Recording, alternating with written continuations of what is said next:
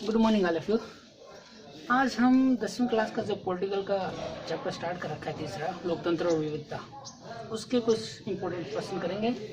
जैसे सामाजिक विभाजनों की राजनीति के परिणाम तय करने वाले कारकों की चर्चा करें।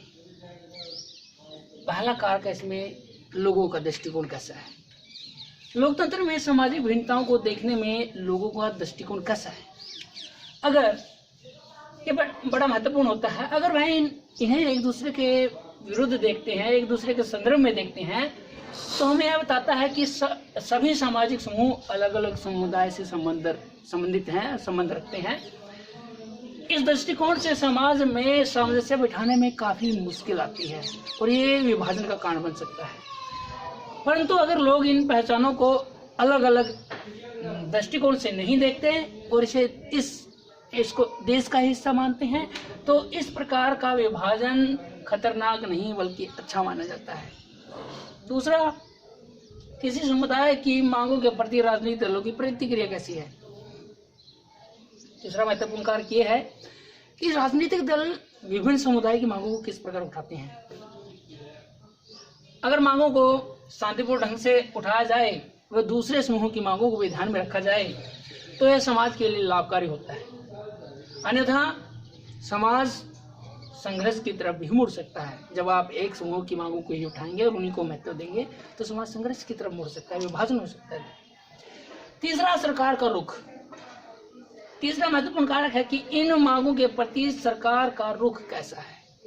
अगर सरकार सभी समूहों के साथ सत्ता में साझेदारी करने का प्रयास करती है और सामाजिक विभाजन देश के लिए खतरा नहीं होगा, क्योंकि सभी समूहों को समान महत्व दिया जाएगा। अगर सरकार इन मांगों को दबाने का प्रयास करती है, तो यह दबाव वाली एकता की तरफ बढ़ेगा और यह विभाजन बन जाएगा।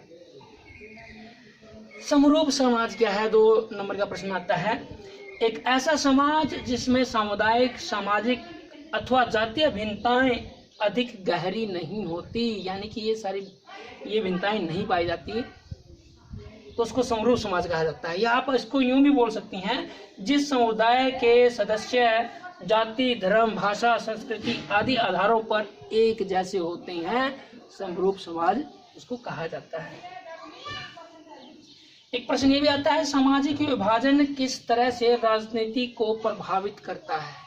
सामाजिक विभाजन किस तरह से राजनीति को प्रभावित करता है। निश्चित रूप से सामाजिक विभाजन है वो राजनीति को प्रभावित करता है।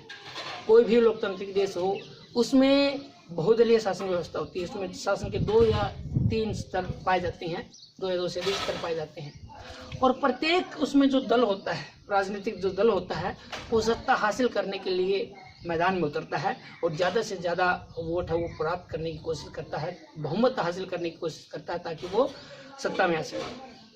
और इसके लिए वो हर भरसक प्रयास करता है। अलग अलग जो समूह होते हैं उनकी तरफदारी करता है, वफादारी करता है और उनकी वफादारी हासिल भी कर लेता है। और चुनाव में आने के बाद ये वायदे भी करता है कि वो आपकी तरफ रहेंगे, आपका ही काम करवाएंगे। और निश्चित रूप से क्या करता है, सामाजिक विभाजन का कारण भी बन जाता है।